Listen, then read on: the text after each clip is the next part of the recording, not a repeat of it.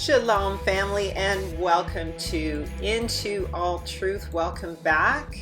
I give all praise and glory and honor to the Most High Yahuwah. I pray that this word blesses the hearers. I pray that the eyes of your understanding be enlightened, that you be given a spirit of wisdom, revelation, and knowledge to know what is the hope of your calling, what is the inheritance of the assembly in Israel, and what are the riches of Yah's glory in Yeshua HaMashiach. So family, just reminding you of our story that we were spread from Africa, from Israel to the four corners of the earth as the hidden ones, coming from the slave coast of Judea and those of our seed who were sent here after the fall of Assyria. And together we will come out of the west. The first shall be last, the last shall be first, and we are the fig tree that will come together as two sticks out of Babylon. I'm going to reveal to you exactly where the great city of Babylon is. And so what this particular message is about is that we need to get out. Why? Because the major cities in North America will be targeted. And I don't just mean that they'll be targeted by invaders. I mean targeted by Yah. And I'm going to get into why in a moment. Now, the fact that we are called out is a blessing. The scripture says, "Faithful is he that calleth you, who also will do it." He is faithful by whom you were called unto the fellowship of his Son, Yeshua, our Elohim. So we are called out by the lion who has come up out of his thicket. We have been awakened. And I'm not speaking against anybody who is saying that we should prosper or is concerned about us falling under ill leadership or into cults. I'm not advocating that setting up land with groups is wrong, but I'm saying that we should be prepared to move. When Israel came out of Egypt, they strapped their sandals on their feet, they put their belt about their waist and their garment on. They ate from the of the lamb, and they ate their bread in haste. They were ready to leave. And this is what I'm saying, is to be ready to leave. And I believe that we are called out of the major cities. I know there are high places of the enemy, even in the country, but still, there's logical reasons why we are called out of the cities. And I want to go into some of those. But first, I want to talk about why we are of the generation of the promise to come out. When we look at Psalm 78, it says, and I'm just going to read it to you. It says, "Give ear, O my people, to my law, and incline your ears to the words of my mouth. I will open my mouth in a parable, and I will utter dark sayings of old, which we have heard and known, and our fathers have told us. We will not hide them from their children, showing to the generation to come the praises of Yahuwah and his strength, and his wonderful works that he hath done.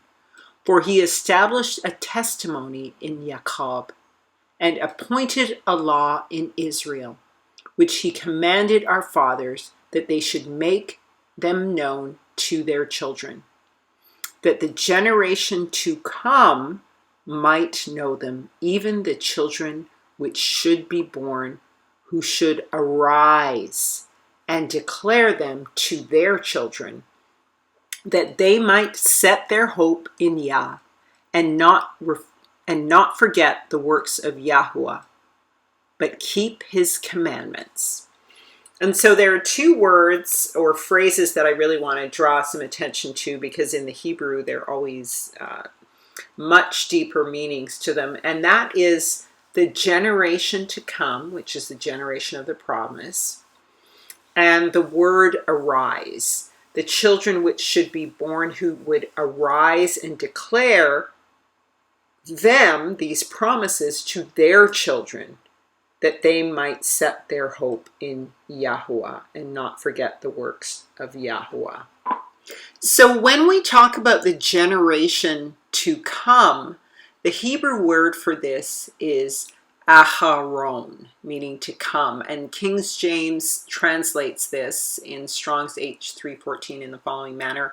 The last generation, afterwards, the latter, the end, the utmost generation, following, the hindermost generation, the hindmost, rearward, the uttermost generation.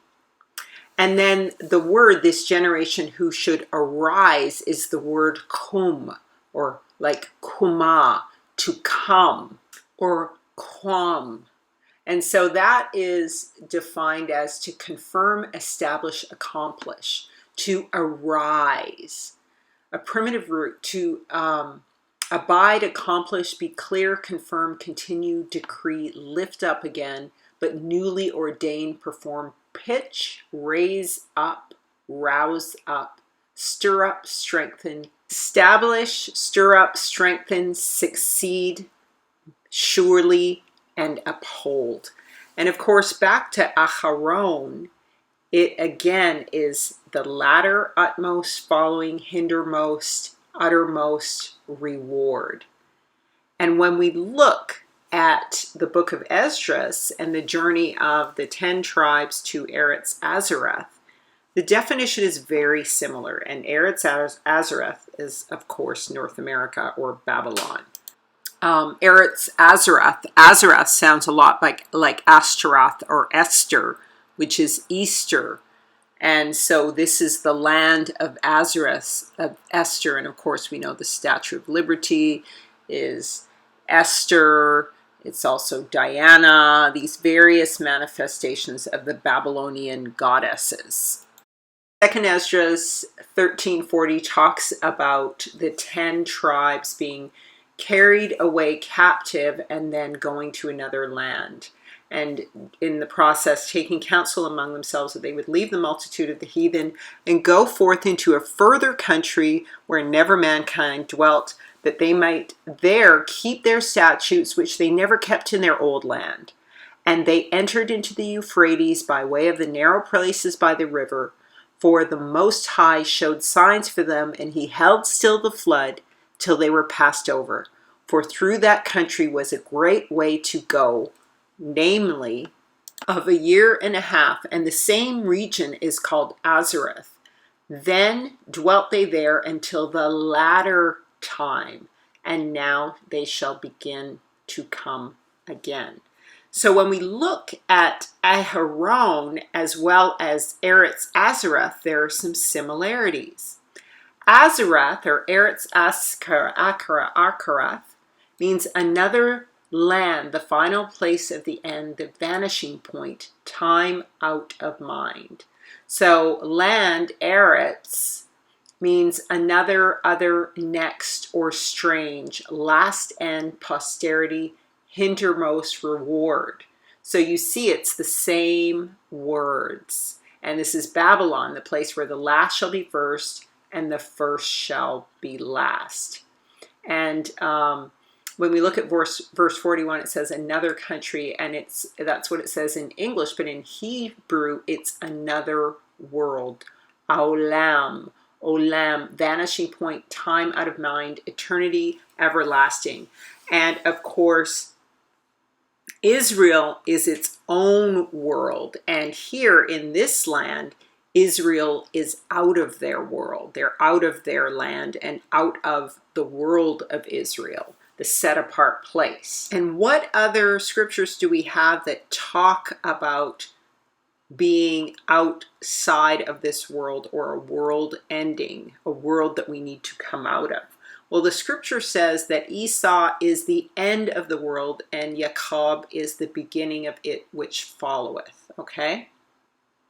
And John 15:19 says, if ye were of the world would love his own. But because you are not of the world, but I have chosen you out of the world, therefore the world hateth you. So this is clearly a world, another world, a land of strangers that we are not of. Isaiah 45:17 says, Israel shall be saved in Yahuwah with an everlasting salvation. You shall not be ashamed nor confounded, world without end. So this is the world of Yaakov, the new world to come. They are not of the world, even as I am not of the world. So this is not our world, and we're to come out of this world. Israel is a world unto itself. The West was the end of Israel, but the beginning of the new world of the Amorites and the Gentiles, but ultimately the beginning of the new world that Yaakov would start. Now, I know that scripture says, be in the world, but not of it, as you are saving others. But because of this particular appointed time, we are now at a time where we are called to come out of it. And of course, I showed you this picture of this bull, the ox, who is representative of Israel or Ephraim, the 10 tribes being here. They're also in Africa and Australia and in eastern parts of Asia.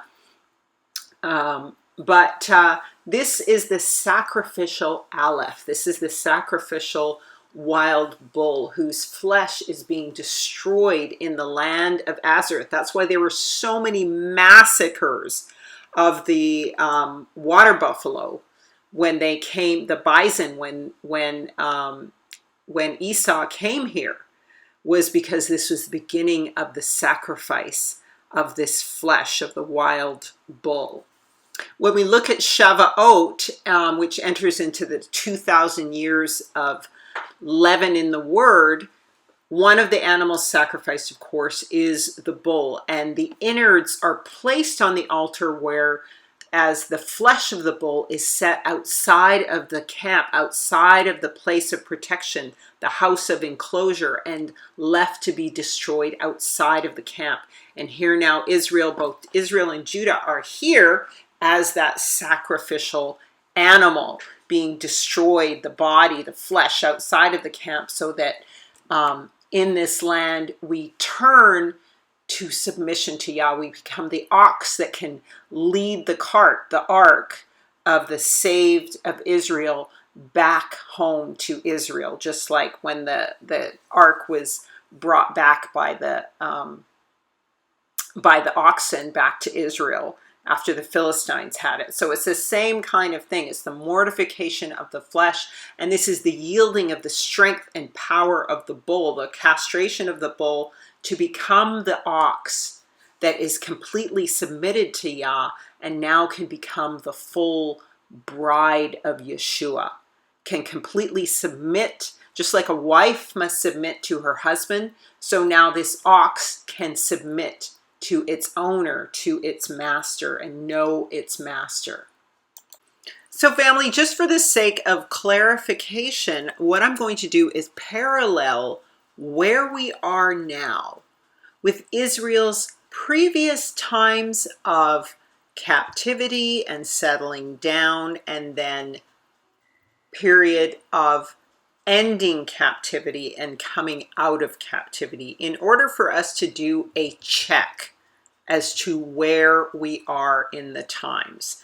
Now, the Hebrews have a concept of time that works in this way, in terms of the beginning of the end, the middle of the end, and the end of end. So we could kind of see that as we're in the beginning of the end. In other words, the plagues are coming and we are working on coming out, okay? And then the middle of the end would be coming into Israel, and then the end of the end would finally be the coming of Mashiach.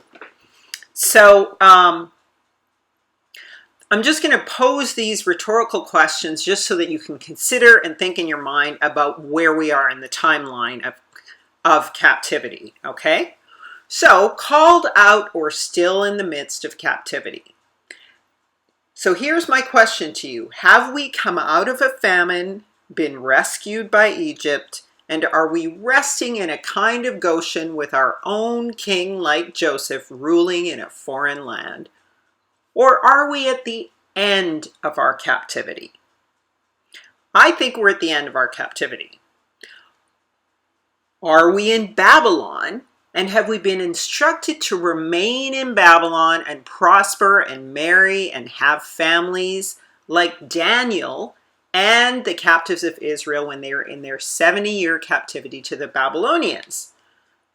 Or, like Zerubbabel, are we grieving before the kings because the temple is broken down and we are out of our land and it's the appointed time to come out? See, there's a difference between staying, remaining, settling down in the cities, building community, prosperity, all of those things. We can continue to do those things, but we don't have a mind to stay. We are at the beginning of the end and it's time to come out. So I'm just going to run a couple more checks for you. Are we in captivity to the Medo-Persians like Mordecai and Esther were, and serving as high officials or looking to marry in amongst those people? Or are we at the end of the captivity to a nation that enslaved us? The answer is we're at the end of a captivity to a nation that enslaved us. Okay, now here's the question for the time of Yeshua. Are we vassals? In other words, are we a nation serving a larger Roman or Greek nation, awaiting our Messiah to come in the flesh? Or has Yeshua already come in the flesh? Well, the answer to that is Yeshua has already come in the flesh. So we're not in Spain, we're not in all of Europe evangelizing, being in the world and not of it.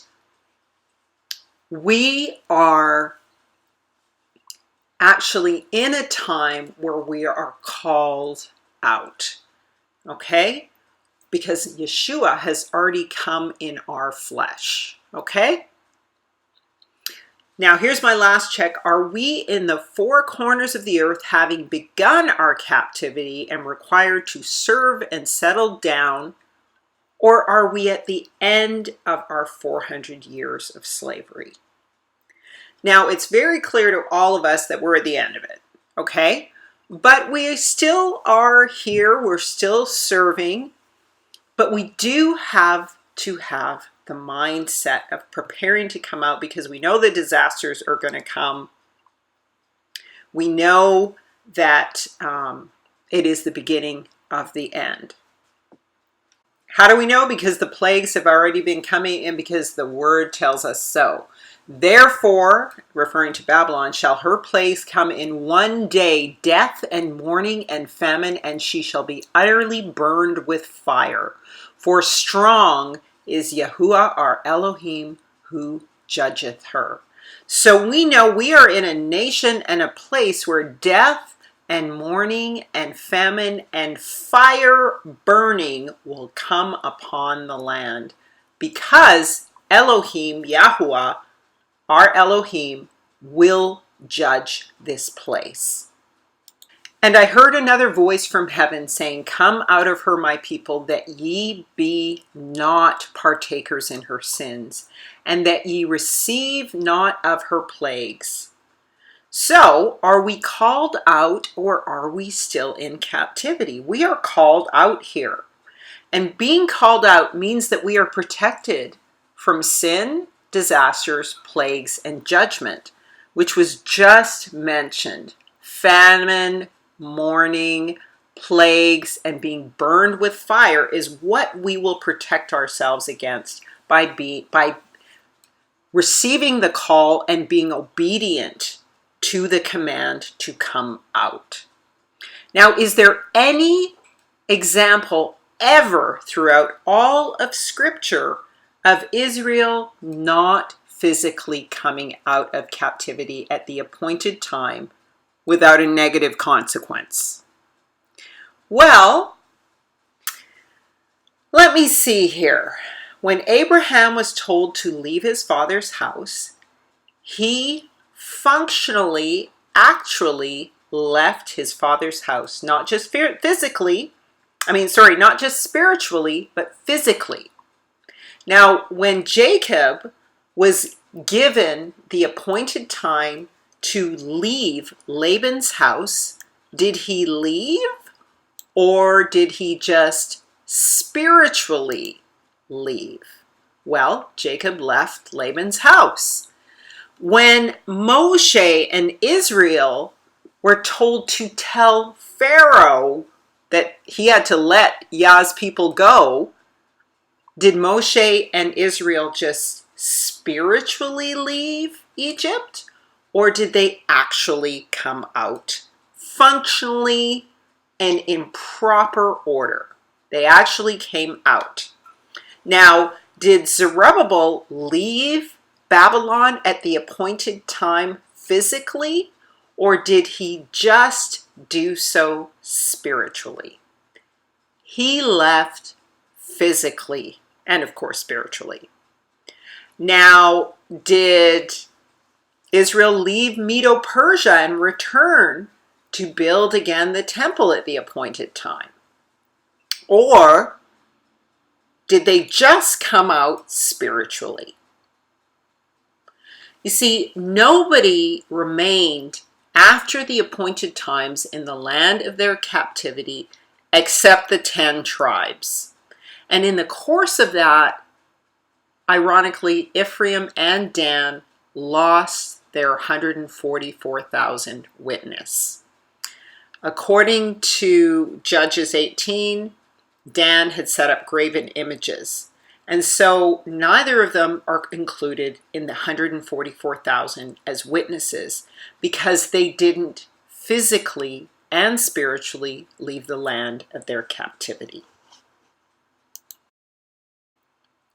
Now, I know what some of you are thinking, that I'm saying don't continue to do business. No, I'm saying continue to do business. I'm saying continue to build community, continue to network. I am not saying don't continue to do business. That's what Yeshua said, continue to do business until I return. What I am saying is that there are going to be stages to us getting out, just like how Zerubbabel got money from the coffers of his king to rebuild the temple, and then all of the other Levitical priests blessed it, and eventually the people came out. So there's a timing for things. So we already talked about the plagues and the other things that we will escape if we come out of her, out of the cities. And out of actual Babylon, eventually to Greater Babylon, which is North America, which is Canada and the United States.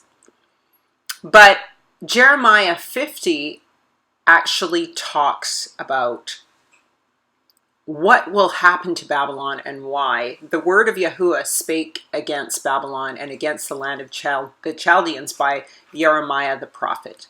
Declare ye among the nations, and publish and set up a standard, publish and conceal not.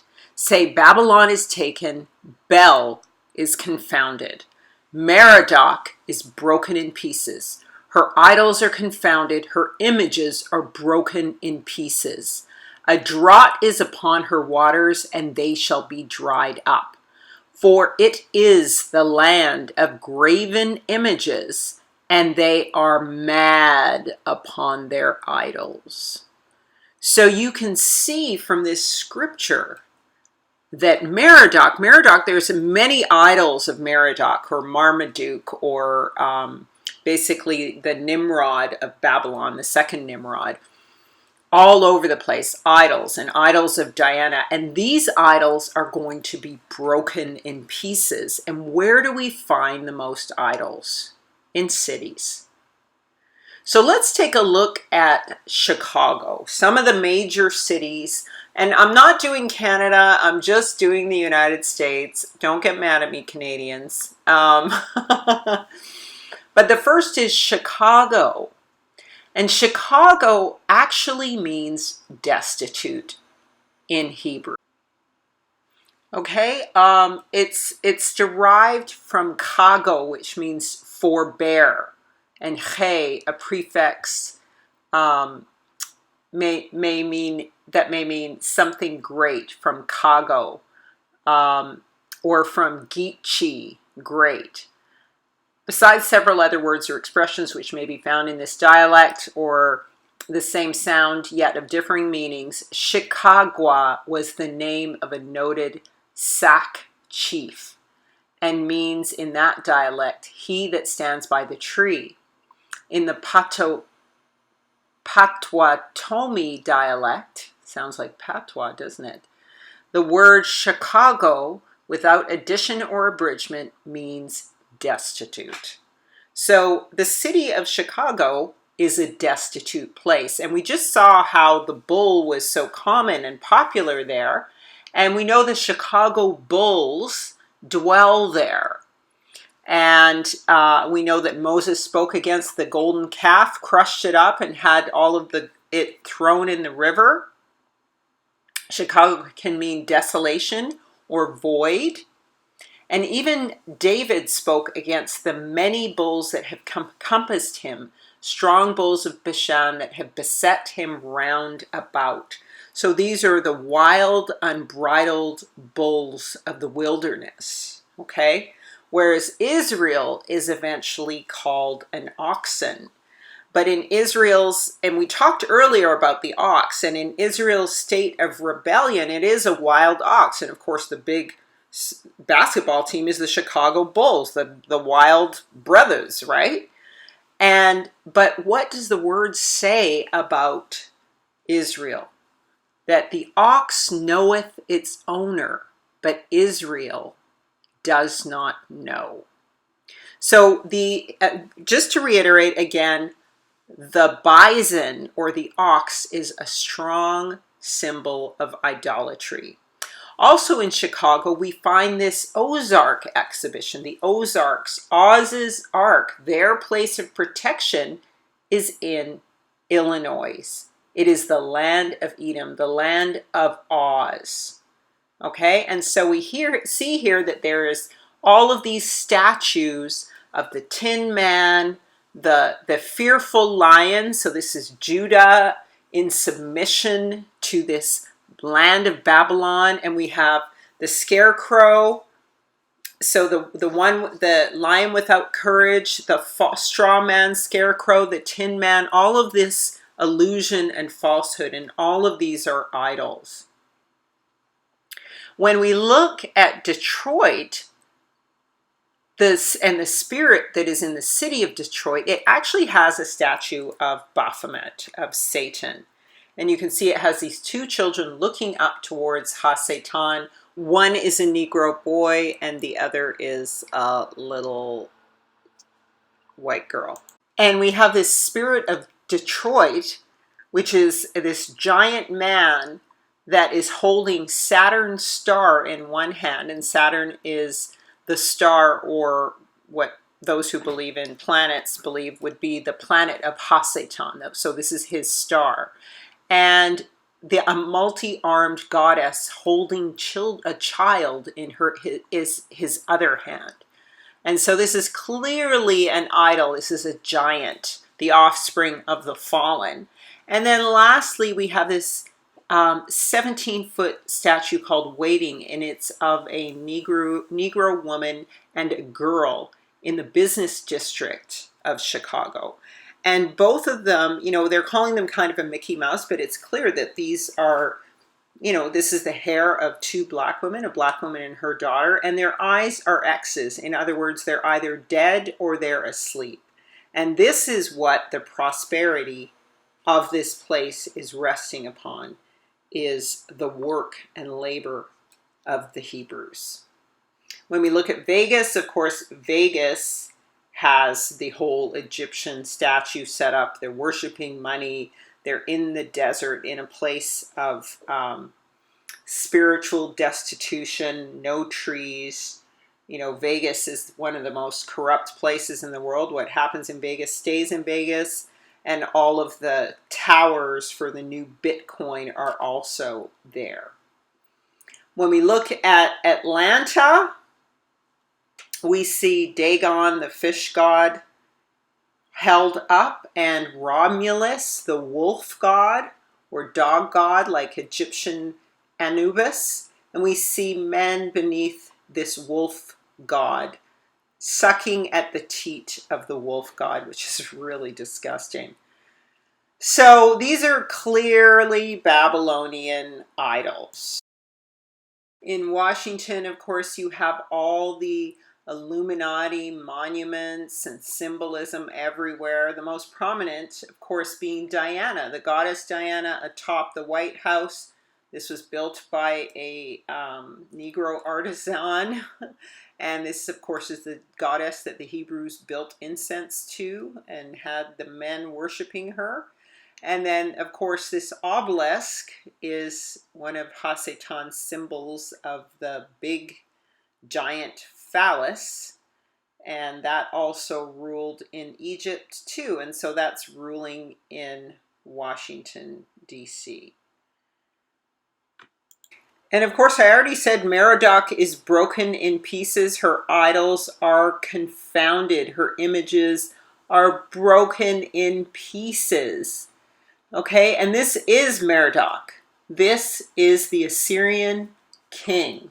Okay, and he's a giant Nephilim. He's holding a lion like a pet in the same way that he held the 10 tribes and is currently holding Israel, Lion of Judah, like a small pet. And then it says here, of course, that Yah is going to send a nation from the north to come up against the land. And here's some older pictures of Nimrod, another iteration or version of Babylon. There are many Babylonian kings that are Nimrods. And so these are the idols in these major cities that are going to be broken in pieces. Here we have some San Francisco idols. Again, the goddess Diana is in almost every city. The satanic headquarters are in San Francisco. And here we have this gruesome, morbid statue with all these children, babies, being mauled by moths and pigs and beasts and that are feeding on them. And there's an orgy going on with these babies. It's just disgusting. And so those are idols in San Francisco. And of course, Los Angeles, you have the Oscar and you have the Hollywood sign that points to the Hollywood, which is what you cast spells with. But we know that Hollywood has the most stars and celebrities are in Los Angeles, the greatest idols of all in human form. And of course, we have creepy Denver, Colorado with gargoyles and Anubis at the airport and this weird dark horse that's blue and you can see all of its veins in the airport. Just very strange murals and everything painted on the walls at the Denver airport. So again, these are idols that are going to be destroyed in major cities. Idols to Ha-Satan. Of course, in New York, once again, you have Diana or Azareth in the Statue of Liberty. You have Anubis again, the Egyptian dog god. You see all over the place. And of course, the bull, once again, the raging, rampant bull, the golden, which reminds us of the golden calf of Israel. And of course, the market upon which the entire stock market was based on the Aleph, on Israel's strength and power. So I wanted to find out more about the origins of the name of York or New York, the city. And it turns out that York was a town in the UK, what we know as Britain now, in Roman times, and its Celtic name is recorded in Roman sources as Iboracum, like where the Hebrews came to or arose, right, from our past word study, our earlier word study, Iboracum, which doesn't really seem to have any relationship to the word York in terms of transliteration. And the Anglos took over the city about around 400 AD and then adopted the name by folk etymology. And they say that the word York or Aophoric or Aophoric means wild boar. So York means wild boar town.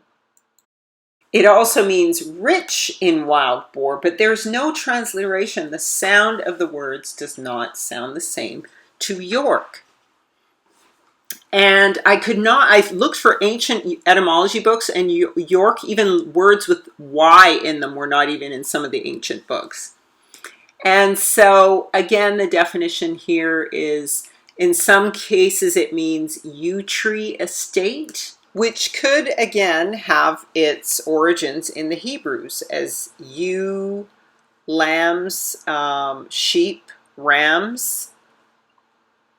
But then there's this switch to boars and York and like an identity change. The scripture also talks about the fact that Esau's sons were dukes. And so it says in Genesis 36:15, these were the dukes of the sons of Esau, the sons of Eliphaz, the firstborn son of Esau, Duke Teman, Duke Omar, Duke Zepho, Duke Kenaz. But the dukes of York is the first mention of the word York. So these were dukes of the land called York. And Jasher again tells us that the Edomites or Esau never set their own kings over themselves, but rather they had Gentile kings, and they were only called dukes or earls. And from 1461 to 1485, the first Duke, Edmund of Langley, was the progenitor, the beginner of this House of York, and he was a son of Edward III. And a lot of times the word Edmund is substituted for Edom, okay? It's just they switch around the letters and add an N. So then I started wondering about the idea of New York being a kind of Jericho or Iraq, because now Jericho was the first major city that Israel conquered when they went around it and blew the trumpet for 7 days, and the walls of Jericho fell.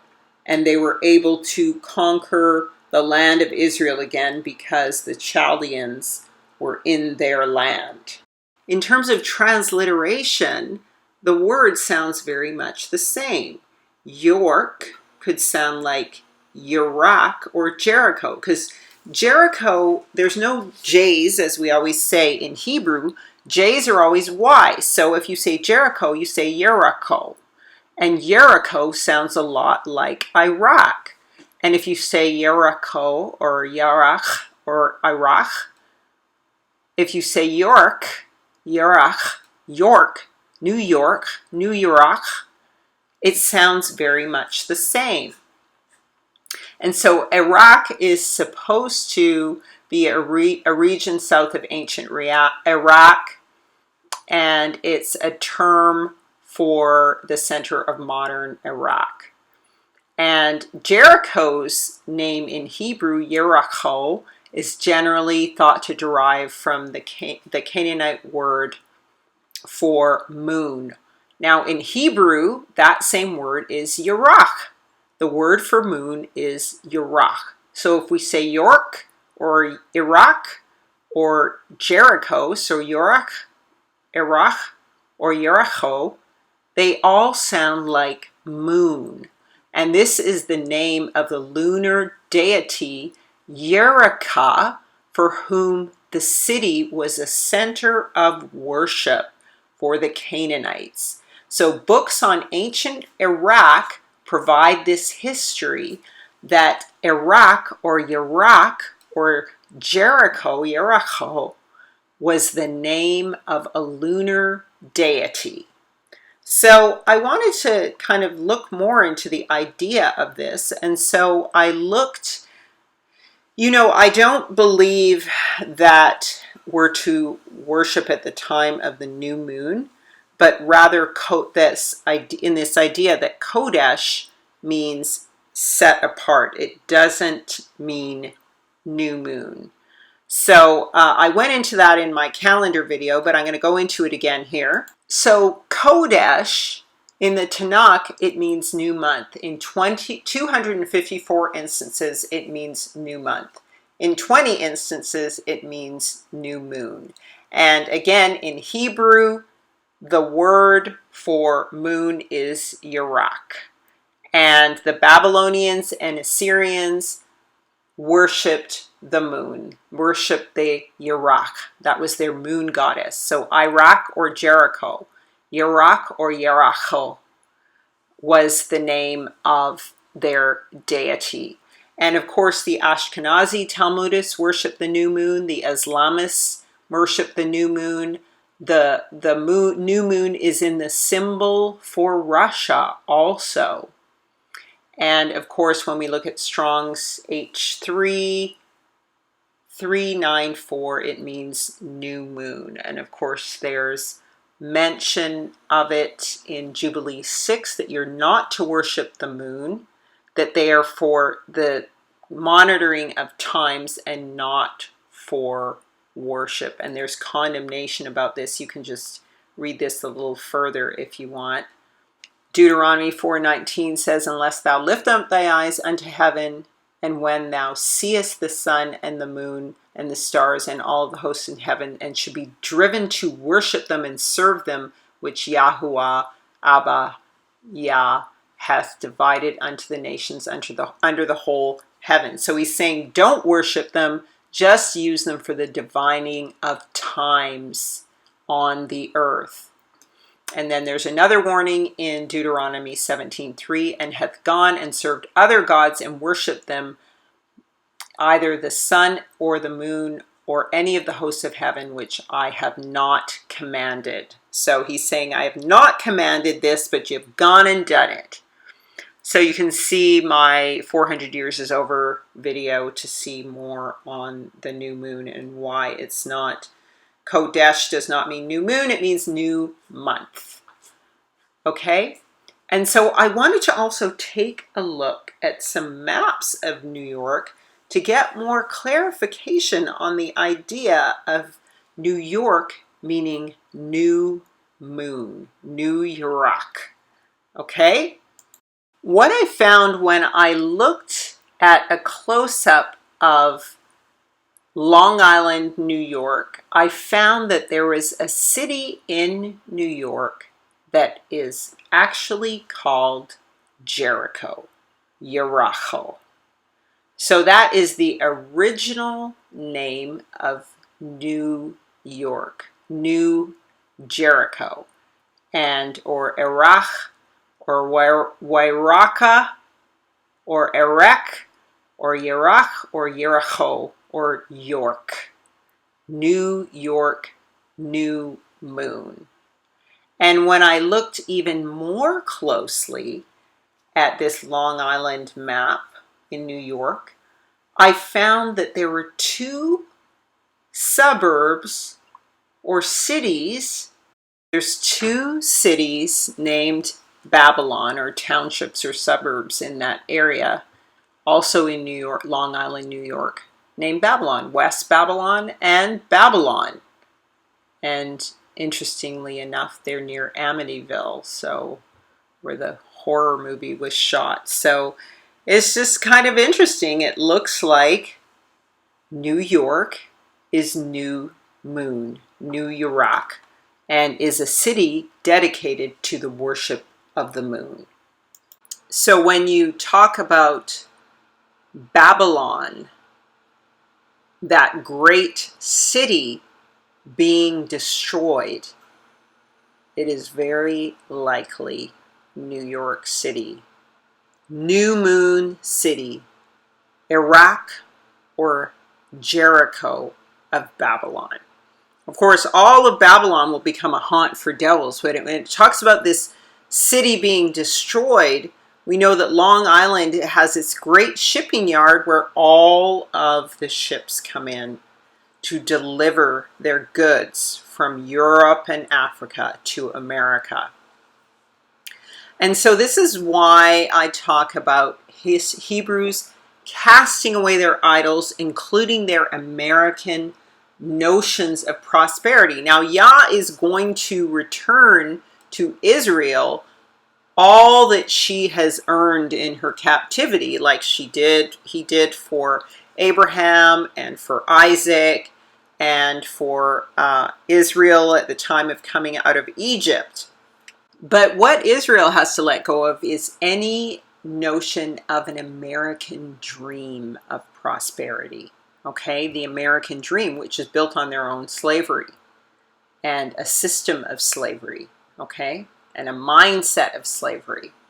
And how do we know this? Isaiah 30, 20 to 23 says, "And though Yahweh give you the bread of adversity and the water of affliction, yet shall not thy teachers be removed into a corner anymore. But thine eyes shall see thy teachers, and thine ears shall hear a word behind thee, saying, This is the way, walk ye in it, when ye turn to the right hand, and when ye turn to the left. Ye shall defile also the covering of thy graven images of silver, and the ornament of thy molten images of gold, and thou shalt cast them away as a menstruous cloth, and thou shalt say unto it, Get thee hence."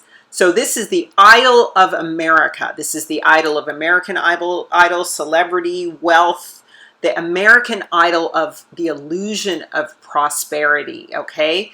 Like the Statue of Liberty, which was once beautiful golden or copper colored and is now just a green oxidized patina, just utterly false. So you shall say, Get thee hence, and then shall he give the rain of thy seed, that thou shalt sow the ground withal, and bread of the increase in the earth, and it shall be fat and plenteous, and in that day shall thy cattle feed in large pastures. So you see, it's actual cattle. We've been talking about the bull, but it's actual cattle, living things, not false idols that become our prosperity in our homeland, not these false things made with human hands.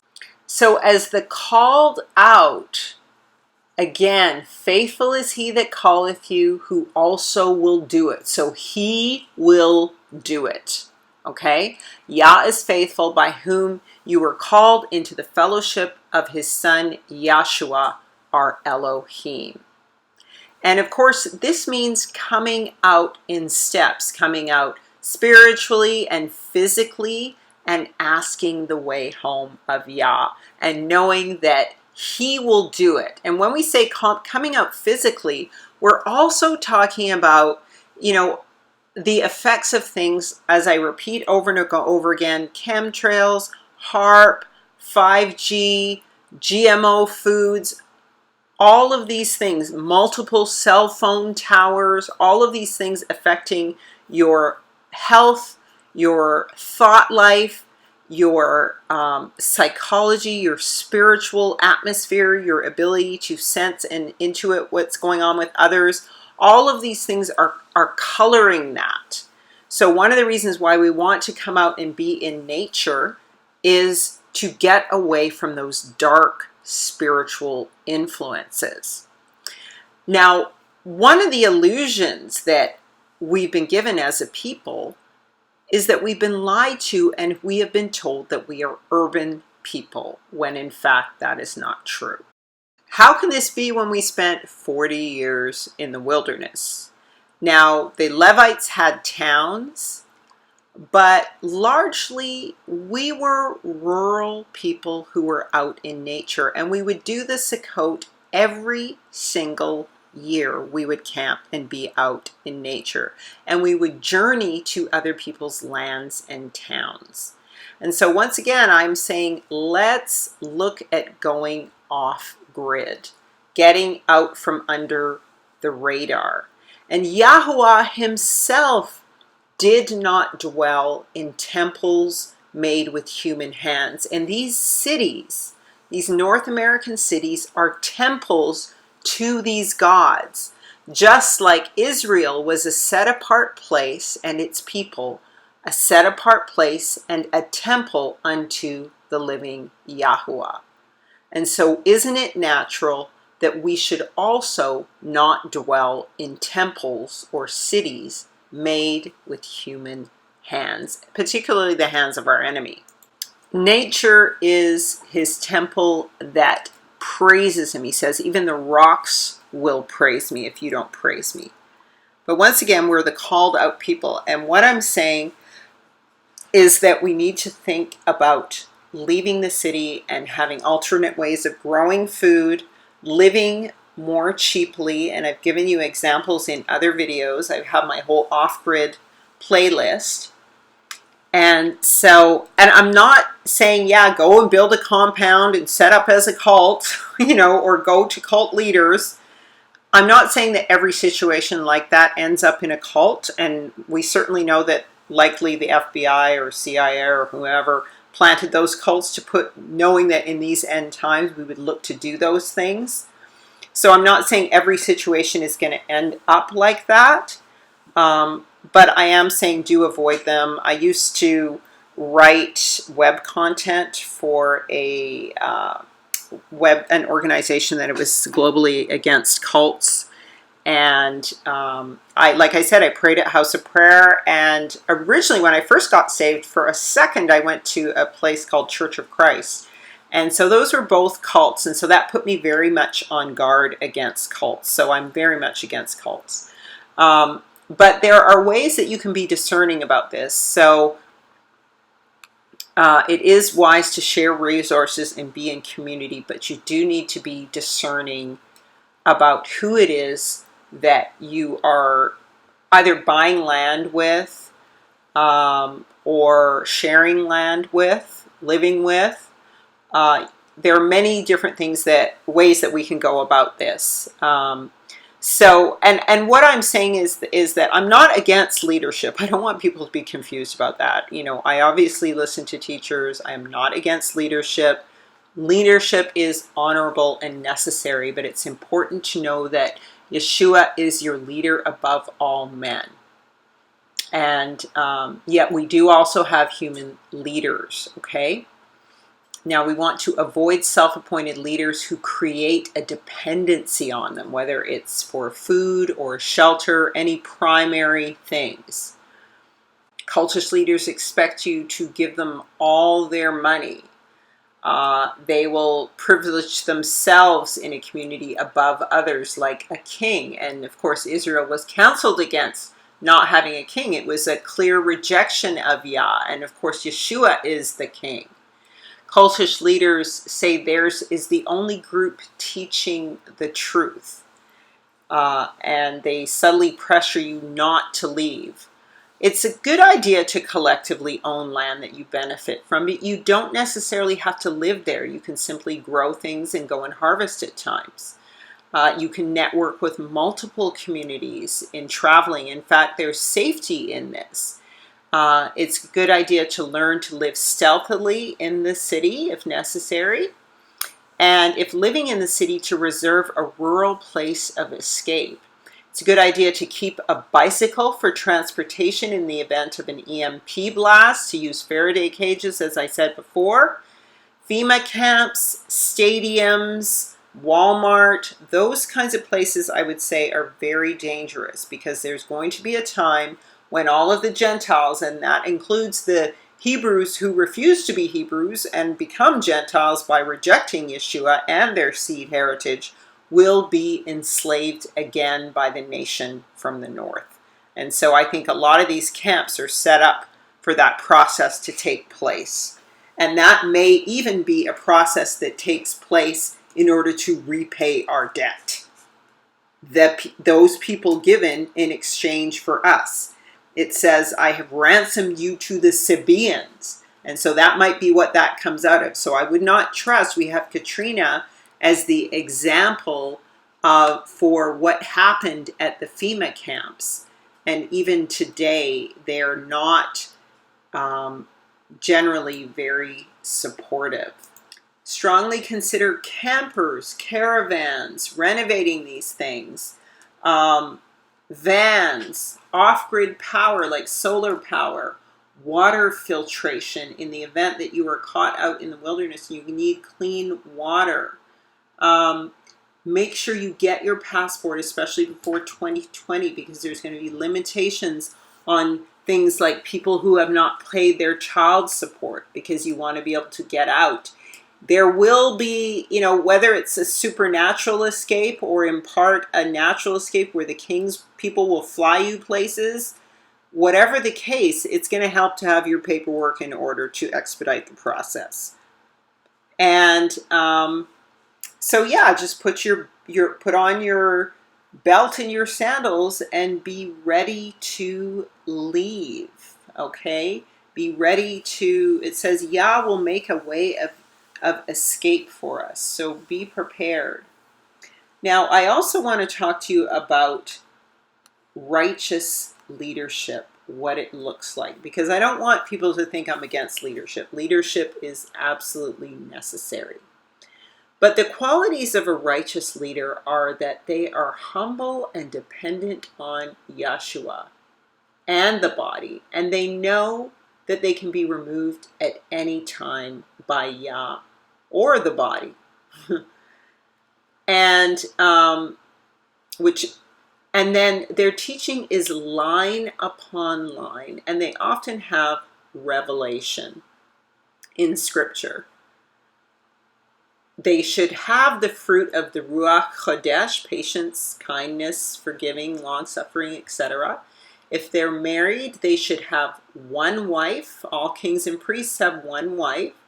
And that wife should be submitted to them. And if it's a female leader, they should be submitted to their husbands. And they and their partner, their wife, usually a male leader, should be like Urim and Thummim. They should be two lights ministering to us. The spouses should minister together. A great leader rebukes, corrects, and admonishes in love. They humbly receive correction themselves. They revile not. They do not lash back. They humbly restore the repentant. If they've had to just leave somebody to be sifted by Hasatan, they will humbly try to look in on and restore that person multiple times. They do not lord their authority over others. They are generous with what Yah provides for them to provide for the people. They have a servant's heart. They are not a slanderer. They honor elderly men and women, men and women who are older than them, and they are wise and discerning. Okay? So I am very much for leaders. I don't want people thinking that I'm not. But leaders do have their role, and it's most important to remember, above all, Yeshua HaMashiach is your king and priest and leader. And this has been Israel's problem from the beginning, is they want to follow a man and not follow Yah or Yeshua. So always check in with the Ruach Kodesh about anything. Now, I wanted to just catch up again with one of my favorite tiny time travelers, this lovely woman and her kids. We're traveling in a van and living in a van for a while. And within 6 to 7 months, she went from living in a one-room apartment with her 2 daughters to living in this beautiful, gigantic RV. And here she is, a post from her on Tiny Time Travelers, just talking about when Hurricane Dorian was about to come through. And she says, although horrible weather is coming our way, God still shows us the beauty in the midst of the storm. Currently, everyone is packing and moving to safe locations in preparation for the Hurricane Dorian. And as much as I love RV life, I really miss van life right about now, because she had a tiny little van she could just drive off with. But with a big RV like that, you got to tow it in a pickup truck. One part of me loves staying put, while the other part of me would rather be on the go. So there's something she loves about traveling with her kids. I'm just thankful that we're safe and my job is alerted should the power go out. Boy, solar power comes in handy. Nevertheless, we'll keep pushing and moving forward no matter what the outcome. So she is in a position to be moved by Yah wherever he wants to take her, and she has all of her belongings and her children with her, and she has freedom and liberty. She's not paying rent. She's being powered by the sun, and she's free. She's saving so much money by not paying rent or a mortgage, and she's able to be moved by Yah. So let this be an encouragement to you people and family members, and I just thank you for watching. May Yah bless you and keep you and cause his face to shine upon you. May he be gracious, lift the light of his countenance, and give you peace. And again, if you want to get my Into All Truth calendar, please go to livelightwell.com or Chaya Eat Life and Fast to learn more about eating and living fasting according to a Hebraic functional lifestyle. Please go to livelightwell.com to get a book, and both the book and calendar are downloaded from Dropbox. So you must have Dropbox, and in the event that I send it to you, a lot of times the calendar gets put into your junk mail. So always check your junk mail, okay? Usually I try to email you directly. So thank you, family, for watching. Shalom, Chaya.